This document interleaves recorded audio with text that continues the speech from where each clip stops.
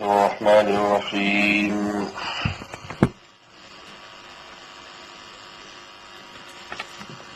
وإذ قال إبراهيم رب أرني كيف تحيي الموتى قال أولم تؤمن قال بلى ولكن ليطمئن قلبي قل فخذ أربعة من الطير فصرهن إليك ثم اجعل على كل جبل منهن جزءا ثم ادعوهن يأتينك سعيا واعلم أن الله عزيز حكيم صدق اللہ مولانا العظیم۔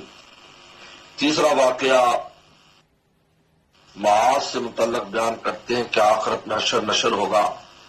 حضرت ابراہیم صلی اللہ علیہ وسلم کا واقعہ۔ حضرت ابراہیم علیہ السلام نے کہا ربی ارنی کیف تحیی الموتى، کہ اللہ میں دیکھنا چاہتا ہوں کیفیت احیاء موتى، کیفیت دیکھنا چاہتا ہوں، اور کیفیت کا سوال خود دلیل یقین ہوتا ہے۔ آپ پوچھیں یار یہ کیسے، آپ یہ کام کیسے کرتے ہو، تو آپ کو یقین ہوتا ہے کہ وہ کام کرتے تو ہیں، لیکن اس کو کیفیت کیا ہوتی ہے بھئی یہ دیکھنا چاہتے۔ تو عام طور پر کیفیت سے جو سوال ہوتا ہے وہ کیفیت پوچھنے کے لیے ہوتا ہے۔ بہت قلیل یہ استعمال ہے کہ کیفیہ عجز کے معنی میں آتا ہے، تو کیسے کرے گا، یہ دیکھیں گے کیسے کرے گا۔ لیکن پھر بھی اللہ تعالیٰ نے اپنے پیغمبر کو اس شے سے بچانے کے لیے کہ مستقبل میں کوئی یہ نہ کہے کہ ابراہیم صلی اللہ علیہ وسلم کو یقین نہیں تھا اللہ تعالیٰ کی احیاء موتیٰ کی قدرت پر، احیاء موتیٰ پر کی قدرت پر یقین نہیں تھا، اللہ نے خود سوال کیا۔ یہ سوال دراصل حضرت ابراہیم صلی اللہ علیہ وسلم سے جواب لے کر ہمیں اور آپ کو مطمئن کرنا ہے۔ اللہ تعالیٰ کو تو علم ہے کہ ان کے دل میں یقین ہے، اور کیفیت پوچھنا خود دلیل یقین ہے۔ تو فرمایا اولم تؤمن، کیا تجھے یقین اور نہیں ہے کہ میں کر سکتا ہوں زندہ؟ یعنی اللہ تعالی نے کیفا کا معنی عجز کا لیا تاکہ واضح ہو جائے، یہ بات واضح ہو جائے کہ یہاں کیفا کا معنی جو ابراہیم السلام نے کہا وہ کیفیت پوچھنا چاہتے ہیں، تاکہ ان کا علم الیقین عین الیقین میں تبدیل ہو جائے اور ترقی ہو جائے۔ یقین میں ترقی چاہتے تھے وہ، جس طرح پچھلے والا واقعہ ہوا ہے۔ لیکن وہ جو واقعہ ہوا ہے پچھلا، وہ خود ان کے اوپر تاریخ کیا، لیکن یہ ابراہیم خلیل اللہ کا بہت اونچا مقام ہے، اس لیے اللہ نے ان پر خود یہ واقعہ تاریخ نہیں کیا، بلکہ پرندوں پر تاریخ کر کے دکھایا۔ یہ دونوں فرق ہے۔ وہاں خود ان کو اللہ نے موت دے دی حضرت عزیر صلی اللہ علیہ وسلم کو، لیکن یہاں خود حضرت ابراہیم السلام کو اس طرح موت نہیں دی، بلکہ کہا کہ یہ اس طرح کرو، دیکھو کیسے زندہ ہوتے۔ تو کہا 4 پرندے لے لو، مور، کبوتر اور اس طرح 2 اور پرندے ہیں، کوا ہے اور ایک اور پرندہ ہے، کوئی بھی 4 پرندے قرآن نے کہا جن کو آپ اپنے ساتھ مانوس کر لیں۔ آواز دیتے تھے تو دوڑ کے آ جاتے تھے۔ اب ان کو ذبح کر کے ان کے گوشت کو مکس کر کے 4 پہاڑوں پر رکھ دیا، اور پھر کہا کہ اللہ کے نام سے زندہ ہو جاؤ۔ تو وہ ایسا نہیں ہے کہ ان میں سے گوشت الگ کیا کچھ ہے، وہ خود اجزاء اپنی جگہ سے اڑ کر ایک دوسرے سے مل گئے اور وہ زندہ ہو گئے۔ اللہ نے ان میں جان ڈال دی، اور آپ نے جب بلایا تو وہ دوڑتے ہوئے آئے۔ تو اس کے اندر یہ راز تھا کہ ان کو پہلے اپنے سے مانوس کر لو، تاکہ ایسا نہ ہو کہ کوئی اور پرندہ دیکھے تو وہ سمجھ لیا جائے کہ یہ پرندہ چاہے وہی ہو، کیونکہ اس وقت کوئی پرندہ بھی آ سکتا ہے اس جیسا۔ اس وجہ سے وہ مانوس کیے تاکہ وہی پتہ چلے کہ یہی وہ 4 ہیں، ورنہ اگر اجنبی وہ ہوتا تو کوئی کوا بھی آ کر بیٹھ جائے تو کوئی شاید یہی کوا ہوگا، ایسا نہیں ہے، بلکہ وہ تھے جو مانوس تھے اور آپ کی آواز پر چلے آئے۔ تو معلوم کہ یہ بالکل بے عینی وہی ہے جن کو ذبح کر کے جن کے اجزاء کو رکھا گیا تھا۔ ہمارے حضرت والا رحمۃ اللہ علیہ ایک عجیب بات فرماتے تھے، حضرت علی کرم اللہ وجہہ سے یہ جملہ منقول ہے، بڑا مشہور جملہ ہے کہ لو کشف الغطاء مزددت یقینا، کہ اگر یہ پردہ جب ہٹ جائے گا تو میرے یقین میں کوئی اضافہ نہیں ہوگا، پہلے سے مجھے اتنا یقین حاصل ہے۔ اور ابراہیم السلام کہہ رہے ارینی کیف تحیی الموتى، حضرت والا فرماتے تھے کہ ابراہیم صلی اللہ علیہ وسلم جس درجہ یقین کو چاہ رہے تھے، حضرت علی کرم اللہ کو اس کی ہوا بھی نہیں لگی۔ وہ اس کے تصور میں بھی نہیں ہے، کیونکہ نبی کا جو مقام یا نبی کو جو کیفیات حاصل ہوتی ہے اس کا کوئی امتی ادراک نہیں کر سکتا۔ یہ بات تقابل شروع کر دیتے ہیں، لیکن الفاظ کا ایک ہونا کوئی دلیل نہیں ہوتا۔ وَإِذْ قَالَ إِبْرَاهِيمُ رَبِّ أَرِنِي كَيْفَ تُحْيِي الْمَوْتَىٰ، جب کہا ابراہیم السلام نے، میرے رب دکھائیے مجھے کہ آپ کس کیفیت سے مردوں کو زندہ کرتے ہیں۔ قَالَ أَوَلَمْ تُؤْمِنْ، یہ سوال اس اشکال کو واضح کرنے کے لیے جو کسی کے دل میں آ سکتا ہے کہ تجھے ایمان نہیں؟ قَالَ بَلَىٰ، بالکل ایمان ہے، وَلَٰكِن لِيَطْمَئِنَّ قَلْبِي، اطمینان قلبی کے لیے، اطمینان قلبی کے لیے کرتا ہوں اس اطمینان قلبی کے لیے۔ قال فخذ اربعۃ من الطیر، 4 پرندے لے لو، فصرهن الیک، صرهن الیک، ان کا ہلا لینا، صرهن مانوس کر لینا، ان کو اپنے ساتھ مانوس کر لو۔ ثم اجعل علی کل جبل منهن جزءا، پھر ہر پہاڑ پر ان میں سے کچھ حصہ رکھ دو، ان کا یعنی ذبح کر کے ان کو قیمہ بناؤ اور پھر اس کے ٹکڑے جو نا وہ 4 پہاڑوں پر رکھ دو۔ ثم ادعوهن، پھر ان کو بلاؤ، یاتینک سعیا، وہ آئیں گے تیرے طرف دوڑتے ہوئے۔ وعلم جان لو ان اللہ عزیز الحکیم، اللہ تعالیٰ بہت زبردست اور حکمت والے، زبردست اور حکمت والے، ان کی حکمتیں اس میں کتنی چھپی ہوئی ہیں۔ احیاء و موتا اور اس طرح کے یہ واقعات جو اللہ تعالیٰ کرتے ہیں، اور اس میں ایک عجیب فارمولہ علامہ سیوطی، جلال الدین سیوطی رحمۃ اللہ کا عجیب فارمولہ لکھا ہے کہ جتنی چیزیں محض غیب سے تعلق رکھتی تھی، محض غیب سے، اور بالکل کوئی صورت نہیں ہے ان پر مطلع ہونے کی، تو اللہ تعالیٰ ان میں سے کبھی کبھی کو واقعات ظاہر کر دیتے ہیں تاکہ یقین والوں کو کہ یقین میں اضافہ ہو جاتا ہے، اور جو بے یقین ہے ان کو بھی یقین آ جاتا ہے۔ انہوں نے مثال دی کہ عذاب قبر جو ہے یہ بالکل ایک مخفی چیز ہے، جس کے اس عالم سے کوئی تعلق نہیں، اس کی کیفیات کا ظہور کس طرح عذاب قبر ہوتا ہے وہ بالکل ایسا قانون ہے کہ بالکل وہ پتہ ہی نہیں چلتا، لیکن پھر بھی عذاب قبر کے واقعات کو کبھی کبھی ظاہر کر دیتے۔ کسی کا قبر میں عذاب ہو رہا ہے، نظر آ جاتا ہے، وہاں پر ایسے بچھو سانپ نظر آ جاتے ہیں، آگ لگی نظر آ جاتی ہے، وہ کبھی کبھی تاکہ اس سے یقین والوں کے یقین میں اضافہ ہو جاتا ہے۔ تو اسی طرح یہ واقعات ہے سارے کہ اللہ تعالیٰ جو ہے وہ کبھی کبھی ابھی غیب کی چیز ہے، موتا قیامت کے دن ہوگا، لیکن اس کا منظر کبھی کبھی ایسے واقعات لا کر دنیا میں ظاہر کر دیتے ہیں، جیسے کہ یہاں پر 3 واقعات گزر چکے اس قسم کے یہاں تک۔ اس کے بعد اللہ تعالیٰ انفاق فی سبیل اللہ کا بیان کرتے ہیں، کیونکہ جب حشر و نشر اور آخرت کا یقین ہو گیا تو اب اس کے لیے توشہ بھی تیار کرنا چاہیے، اور اس توشے میں سب سے اہم جو توشہ ہے وہ صدقات ہے، کیونکہ مرنے والا فور کہے گا فَأَصَّدَّقَ وَأَكُن مِّنَ الصَّالِحِينَ، کاش میں صدقہ کرتا۔ قرآن نے کہا ہے مرنے والے کو سب سے پہلی تمنا صدقے کی ہوگی، یہ کیونکہ مال جو ہے اس کا خرچ کرنا اللہ تعالیٰ کے یہاں بہت زیادہ محبوب ہے، اور نفس پر اتنی سب سے زیادہ گراں ہے، سب سے زیادہ گراں ہے۔ انسان اپنی جان پہ برداشت کر لے گا، لیکن چمڑی جائے دمڑی نہ جائے، یہ چمڑی جائے دمڑی جائے۔ آدمی رو رہا تھا نا، پاس روٹیاں رکھی تھی، کتا مر رہا ہے، نے کہا یہ کیا بات ہے، کیوں رو رہا ہے؟ کہ میرا کتا مر رہا ہے۔ کیا پوٹلی میں کیا روٹیاں کا کھلا دے؟ کہا کہ رونے پہ پیسے نہیں لگتے، روٹیوں پہ پیسے لگے، اس کتے کو کیسے دے دو؟ نفس پر سب سے زیادہ شاک ہے، یہ عجیب بات ہے، اس کو جتنا کھولا جائے کم ہے۔ بڑا اس پر غور و قرآن حدیث کے نصوص میں غور کرے تو پیغمبر السلام نے جو انفاق فی سبیل اللہ کی جو فضیلت بیان کی، کیونکہ جو انفاق نفقہ جو ہے اللہ تعالی نے اس کو ذریعہ بنایا ہے، پوری نیکیوں کی بنیاد پیسہ ہے، نفقہ بنایا۔ نفقہ ہوگا، مسجد بنائیں گے، مدرسہ بنائیں گے، پیٹ میں چارہ ہوگا تو نماز بھی پڑھیں گے، حج عمرہ سارا کچھ کر سکتا ہے۔ یہ حکیم الامت تھانوی رحمۃ اللہ علیہ جو ہے وہ پیسے کو دائیں ہاتھ سے لیتے تھے اور اس کا اکرام کرتے تھے، کہتے یہ رزق ہے، دراصل یہ روپیہ نہیں ہے کہ یہ 10 روپے، یہ 100 روپے، یہ رزق ہے، اس میں روٹی بھی ہے، اس میں انڈے ہیں، اس میں ڈبل روٹی ہے، اس میں دودھ ہے، کیونکہ اسی کے ذریعے آپ یہ رزق ہے تو رزق کی توہین ہے۔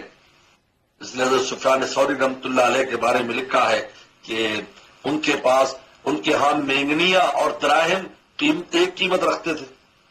تو ایک بار حضرت کا درہم گر گیا وہ مٹی میں، تو حضرت بیٹھ کے اس کو تلاش کر رہے تھے۔ اتنے بڑے انسان تھے اور ان کے ساتھ شاگردوں کی جماعت ہے، تو وہ تلاش کرنے لگے، ویسے نکال تھیلی تو نیچے گر گئے پیسے، تو وہ تلاش کر رہے۔ جس کسی نے کہا حضرت آپ تو اتنے بڑے آدمی ہیں اور آپ یہ کیا کر رہے ہیں ایک درہم کی خاطر؟ فرمایا کہ وہ برابر ہونا تو اس اعتبار سے ہے کہ ہم کسی سے طمع اور طلب نہیں رکھتے کہ بڑے بڑے بادشاہ بھی اگر پیسے لائے تو سمجھتے کیا ہے، لیکن یہ میرا رزق تھا، اگر میں اس کو تلاش نہیں کروں گا، اہمیت نہیں دوں گا، تو اللہ فرمایا کہ ہمارے رزق سے اعراض کرتا ہے، یہ اس کی بہت زیادہ اہمیت ہے۔ تو انفاق فی سبیل اللہ جو ہے، اور شروع میں بھی کہا تھا کہ وہ ایمان کی وَمِمَّا رَزَقْنَاهُمْ يُنْفِقُونَ، تو یہاں تفصیل اس کی بیان کر رہے ہیں۔ بسم اللہ الرحمن الرحیم، مثل الذین ينفقون اموالهم فی سبیل اللہ کمثل حبۃ انبتت سبع سنابل فی کل سنبلۃ مئۃ حبۃ واللہ یضاعف لمن یشاء واللہ واسع علیم۔ الذين ينفقون أموالهم في سبيل الله ثم لا يتبعون ما أنفقوا منا ولا أذى لهم أجرهم عند ربهم ولا خوف عليهم ولا هم يحزنون قول معروف ومغفرة خير من صدقة يتبعها أذى والله غني حليم۔ يا أيها الذين آمنوا لا تبطلوا صدقاتكم بالمن والأذى كالذي ينفق ماله رياء الناس ولا يؤمن بالله واليوم الآخر فمثله كمثل صفوان عليه تراب فأصابه وابل فتركه صلدا لا يقدرون على شيء مما كسبوا والله لا يهدي القوم الكافرين والله لا يهدي القوم الكافرين۔ ومثل الذين ينفقون أموالهم ابتغاء مرضات الله وتثبيتا من أنفسهم كمثل جنة بربوة أصابها وابل فآتت أكلها ضعفين فإن لم يصبها وابل فطل والله بما تعملون بصير۔ أيود أحدكم أن تكون له جنة من نخيل وأعناب تجري من تحتها الأنهار له فيها من كل الثمرات وأصابه الكبر وله ذرية ضعفاء فأصابها إعصار فيه نار فاحترقت كذلك يبين الله لكم الآيات لعلكم تتفكرون۔ صدق الله مولانا العظيم۔ اب اللہ تعالیٰ اپنے راہ میں خرچ کرنے کی مثال دیتے ہیں کہ خرچ کرنے پر کیا ملتا ہے۔ یاد رکھے، ایک ہے اس خرچ کرنے کی بنیاد، اس سے اس خرچ کرنے کا عند اللہ وجود ہوتا ہے، اور دوسرا اس کی بقا ہے کہ وہ خرچ کرنا آپ کے نام اعمال میں ہمیشہ درج رہے۔ تو اس کی بنیاد اخلاص ہے کہ رضا الہی کے لیے خرچ کیا جائے، ریاکاری کے لیے نہ ہو۔ اور بقا کی دو شرطیں ہیں، من اور اذا نہ ہو، کسی پر احسان جتانا نہ ہو، خرچ کر کے اس کو بار بار میں نے یہ خرچ کیا تیرے اوپر، اور ایذا نہ پہنچائے، باتوں سے، لاتوں سے، ہاتھوں سے اس کو ایذا نہ پہنچائے کہ ہم تیرے اوپر خرچ کرتے ہیں تو ایسا کرتا ہے، سے بہت بیوقوف ایسا کرتے ہیں۔ اس سے کیا ہوتا ہے؟ تو ان تینوں کا ایک ہی حکم ہے، یعنی اگر اخلاص ہی نہیں ہے پھر تو بنیاد ہی ختم، بیج ہی نہیں، زمین میں بیج ہی نہیں ڈالا۔ اور اگر من اور رضا ہے، احسان تکلیف ہے، تب بھی وہ باطل ہو جائے گا صدقہ، اللہ تعالیٰ کے اس کا کوئی اجر و ثواب نہیں۔ تو اللہ تعالیٰ نے ان ساری چیزوں کو چاروں اقسام کو مثال سے واضح فرمایا، مثالیں دیکھ کر واضح کیا ہے تاکہ بات اچھی طرح ذہن نشین ہو جائے۔ مثل الذین ينفقون اموالهم فی سبیل اللہ، مثال لوگ جو خرچ کرتے اپنا مال فی سبیل اللہ، اللہ کے راستے میں۔ یہ فی سبیل اللہ زمین ہے جس میں مال بویا جاتا ہے۔ کمثل حبۃ، کی مثال اس دانے کی طرح ہے جو کسی نے بویا، انبتت سبع سنابل، جس نے اگائی 7 بالیں. سنابل وہ بال جو ہوتے، بال جس کے اوپر اندر دانے ہوتے ہیں. سٹہ کہ کل سنبلۃ مئۃ حبہ، اور ہر سٹے میں 100 دانے. اب ایک خرچ کیا تو 700 ہے. یہ تو اس کا قانون یعنی ہے. واللہ یضاعف لمن یشاء، اللہ بڑھاتے جس کو چاہتی ہے. 700 سے بھی زیادہ، یعنی 700 ملے گا. 1 روپیہ خرچ کرو گے 700 روپے ملیں گے. لیکن اس سے آگے جس کے لیے چاہتے ہیں بڑھاتے. جتنا اخلاص بڑھتا جاتا ہے، جتنا خرچ کرنے والی چیز کی بھی کیفیت شامل ہے. آپ نے اعلیٰ چیز خرچ کی، لیکن لن تنالوا البر حتی تنفقوا مما تحبون، اعلیٰ چیز خرچ کی، اس کی وجہ سے وہ 700 سے بھی آگے نکل جائے گا. واللہ واسع علیم، اللہ بڑے واسع ہیں، بڑے اجر دینے والے ہیں، بڑے وسیع ہیں اور علیم ہیں، ہر ایک کے اخلاص کو جانتے ہیں. الذین ينفقون اموالهم فی سبیل اللہ، یہ پہلے والا جو تھا، یہ تو تھا جو اخلاص سے خرچ کیا، اس کی انبتت یعنی اس کی بیج ڈالا. تو میں نے کہا بیج ڈالنا کیا؟ اخلاص. اب آگے بقا کیسے ہوگی، باقی کیسے رہے گا وہ عمل.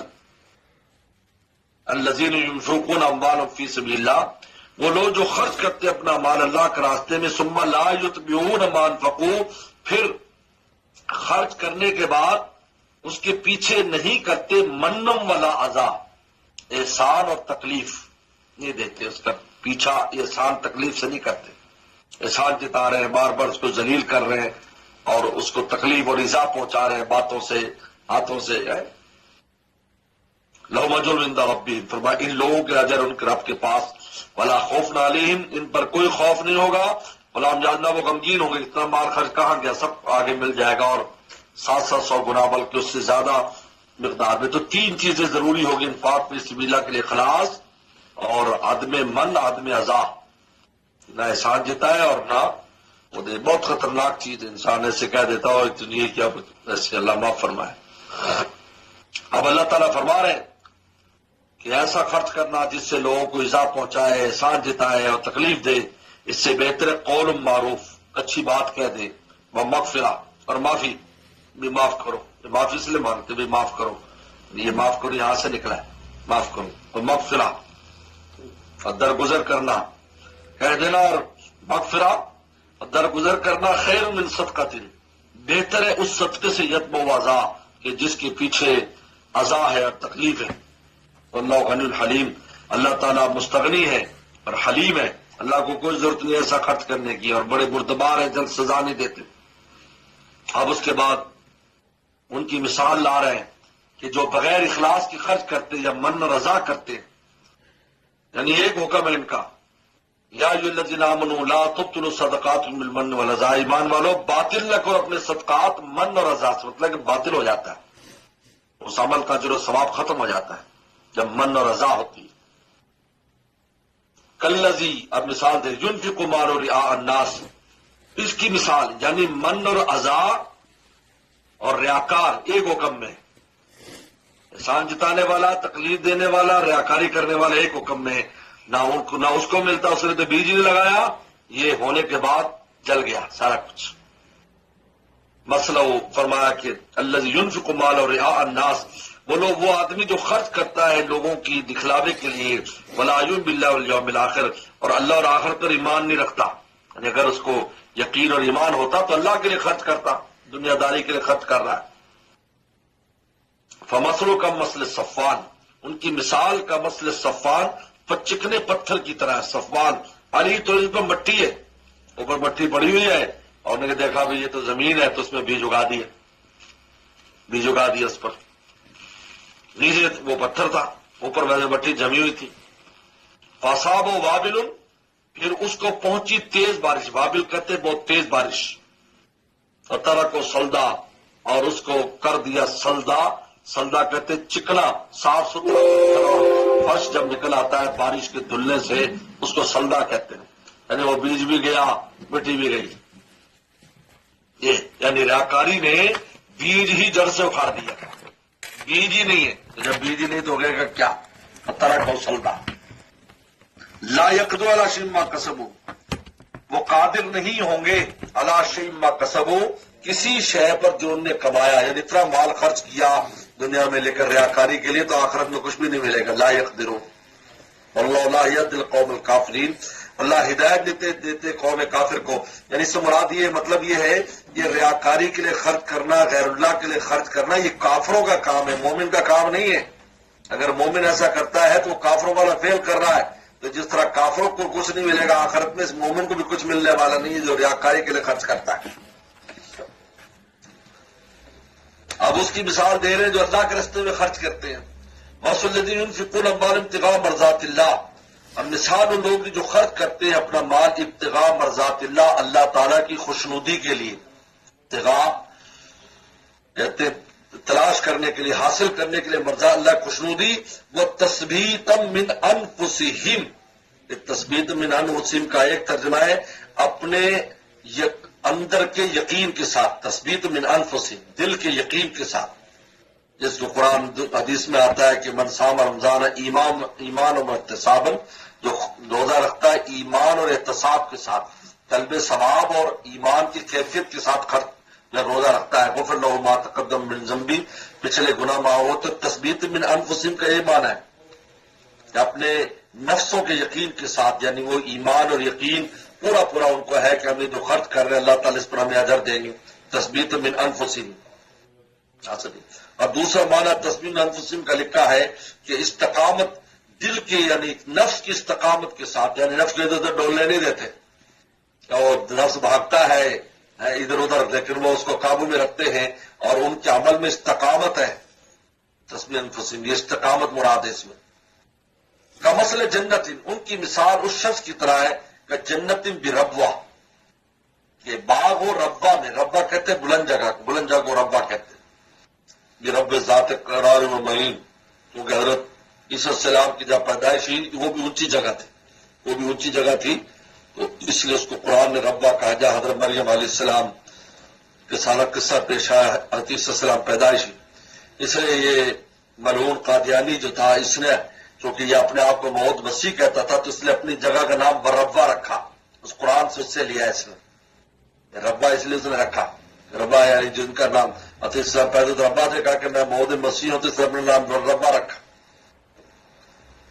ملعون صحیح. کمثل بربۃ اصحاب وابل، اونچی جگہ پر باغ ہو اور اس کو تیز بارش پہنچے، فاتکل زیفین، تو وہ اپنا پھل لائے، زیفین ڈبل، دوہرا پھل لائے. کیونکہ جتنا اونچی زمین ہوتی اتنی لطیف ہوا ہوتی ہے اور اتنی یہ زمین کی گرد و غبار اور علائش سے دور ہوتی ہے، تو وہاں پر پھل زیادہ آتا ہے. اور جتنا نیچے ہوگا اتنا اس میں پھل کم ہوتا ہے، کیونکہ کثافت جو ہوتی ہے فضا کی وہ اس کو پھلنے پھولنے نہیں دیتی. فَإِن لَّمْ يُصِبْهُ وَابِلٌ فَطَلْ، اور اگر اس کو تیز بارش نہ بھی پہنچے، فطل تو اوس کافی، اوس جو شبنم ہے. اس سے بڑی اہم بات سمجھ میں آئی، یہ جو دھند پڑتی ہے، دھند، یہ فطل ہے. اس لیے مجھے خود ایک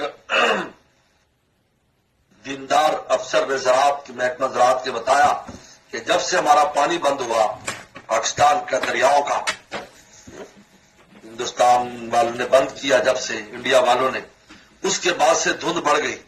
جب دھند بڑھ گئی تو اب فصلیں اس دھند کی بنیاد پر ہوتی ہیں. یہ جو گندم کی فصل ہے یہ دھند پر ہوتی ہے. پانی تو پورا ہی نہیں ہوتا کیونکہ پانی تو بند رہتا ہے، لیکن وہ جو ہے اس سے اپنا جو ہے نا وہ لیتی ہے. تو یہ فطل، قرآن خود بھی اس کو، اس فارمولے کو تو قرآن نے بہت پہلے بیان کیا، سینکڑوں سال پہلے. دیکھو فطل یا اوس سے ہو جاتے ہیں، یعنی اوپر سے والی چیز ہے وہ بھی جڑ میں جانا ضروری نہیں، ویسے بھی جذب کر لیتے ہیں. فطل، وابل فطل، یہ کتنا اہم فارمولہ یہاں زراعت کا بیان کیا قرآن مجید نے، جو محکمہ زراعت والوں کی خود تصدیق شدہ بات ہے، خود مجھے بتایا ہم نے. اس کے وہ اس لیے فصل میں کوئی کمی نہیں آئی. پہلے بھی 60 من 70 من گندم ہوتی تھی فی ایکڑ، اب بھی اتنی ہو رہی ہے، حالانکہ پانی کی وہ کیفیات نہیں ہے، کیونکہ ٹیوب ویل وغیرہ کا پانی میں وہ جان نہیں ہے جو نہر کے پانی میں جان ہوتی. پہاڑوں سے آتا ہے، اس کے اندر طاقتور اجزاء ہوتے، لیکن اللہ نے آسمان کی وہ دھند بڑھا دی. فَإِن لَّمْ يُصِبْهُ وَابِلٌ، کہ اگر اس کو زیادہ بانے پر تو فطل، تو اوس کافی ہے. اللہ مع بصیر، یعنی کیا مطلب؟ اس کا مطلب یہ ہے کہ وہ زیادہ خرچ کرے تو پھر تو بہت ملے گا، تھوڑا بھی خرچ کرے تب بھی ملے گا اس کو. مراد یہ ہے اخلاص سے زیادہ خرچ کیا جائے تب بھی نفع بخش، تھوڑا خرچ کیا جائے فتل تل میں نہ تھوڑا خرچ کرتا ہے، ابابل میں نہ خوب خرچ کرتا ہے. اللہ تعالیٰ بصیر، اللہ تعالیٰ علم جو تم کر رہے اس کو دیکھ رہے. اب اس کے بعد اللہ تعالیٰ نے مثال دی، من اور رضا کی مثال دی، من اور رضا والوں کی. دیکھو 3 مثالیں آ گئی. پہلی مثال تو دی پتھر پر بی ڈالنے کی، اس کی جو اخلاص نہیں ہے. دوسری مثال دی ربے والی کہ جو اخلاص سے کرتا ہے وہ زیادہ خرچ کرے یا تھوڑا خرچ کرے نفع بخشے. اب تیسری مثال دے رہے ہیں من اور رضا کی کہ ایک آدمی باغ لگاتا ہے اور باغ بالکل تیار ہے اور وہ آدمی بوڑھا آدمی ہے، بڑی مشکل سے اس کا باغ تیار ہوا ہے اور اس میں اتنی ہمت نہیں ہے کہ اگر کچھ ہو جائے تو دوبارہ اس باغ کو وہ نیچے سے اٹھا سکے. اور چھوٹے چھوٹے اس کے بچے ہیں اور سخت محتاج ہے، وہ بھی محتاج ہے، بچے بھی محتاج ہیں، اور آگ لگ جائے اس باغ کو. آگ بگولا آیا، بگولا ہوا چلتی ہے، وہ آئے اور پورا باغ اکھاڑ دے. اب بتائیے یعنی کیا مطلب کہ اتنا خرچ کیا، سب کچھ کر لیا اور اس کے بعد من اور رضا کیا، آگ لگا دی اپنے اس باغ کو. اب اللہ تعالیٰ کے اب قیامت دن جائے گا تو کچھ بھی ہاتھ میں، اب کس قدر محتاج ہے، نہ دنیا میں جا سکے، دوبارہ جا کر باغ اگا سکے، نہ وہاں پر خرچ کر سکے اللہ کے راستے میں. اس کی مثال دی. پر میں ایود احدکم، کیا تم میں کوئی چاہتا ہے ان تکون لہو جنت من نخیل و اعناب، کہ اس کا کوئی باغ ہو من نخیل اور اعناب کا، تجری من تحتہا الانہار، جس کے نیچے نہریں بہتی ہوں. یہ نہروں سے مراد اللہ کے راستے میں خرچ کرنا، اور نخیل اعناب پیسہ خرچ کرنا. لہو فیہا من کل ثمرۃ، ہر قسم کا پھل ہے، ہر قسم کا پھل ہے، یعنی ہر چیز خرچ کی اس نے سب. وصاب الکبر، اور اس کو پہنچ جائے بڑھاپا، ولو ذریۃ ضعفاء، اور اس کی ہوں چھوٹے چھوٹے بچے، چھوٹے چھوٹے بچیوں. اب کس قدر محتاج ہے یہ بچے، محتاج خود بھی. فاصاب اعصار فیہ نار، اس کو پہنچ جائے آگ بگولا. اعصار میں نہ بگولا، وہ گول گھومتا ہے لیکن اس میں آگ ہو. گرمیوں میں جو چلتا ہے تو اس میں آگ بھی لگ جاتی ہے. آگ لگ جائے، جو جنگلوں میں آگ لگتی ہے، آسٹریلیا میں ہم نے دیکھا اور دوسرے ملکوں میں، یہ اسی طرح ایسی لگ جاتی ہے. یہ ایسے نہیں ہے کہ وہ کوئی لگاتا ہے، تیز ہوا چلتی ہے اور آگ لگ جاتی ہے، بس یہ. کیونکہ 2 چیزیں رگڑی جائیں تو آگ پیدا ہو جاتی ہے. اعصار فی نار فاحترقت، نے جلا دیا. کوئی چیز اب ہاتھ میں نہیں، آخرت میں گئے تو کچھ نہیں ہے. من اور عزا کے ذریعے اس کو تباہ و برباد کر دیا. کذالک یضرب اللہ لکم الآیات لعلکم تتفکرون، اسی طرح اللہ تمہارے لیے اپنی آیات کو واضح کرتے ہیں تاکہ تم فکر کرو. صدق اللہ مولانا. اللہ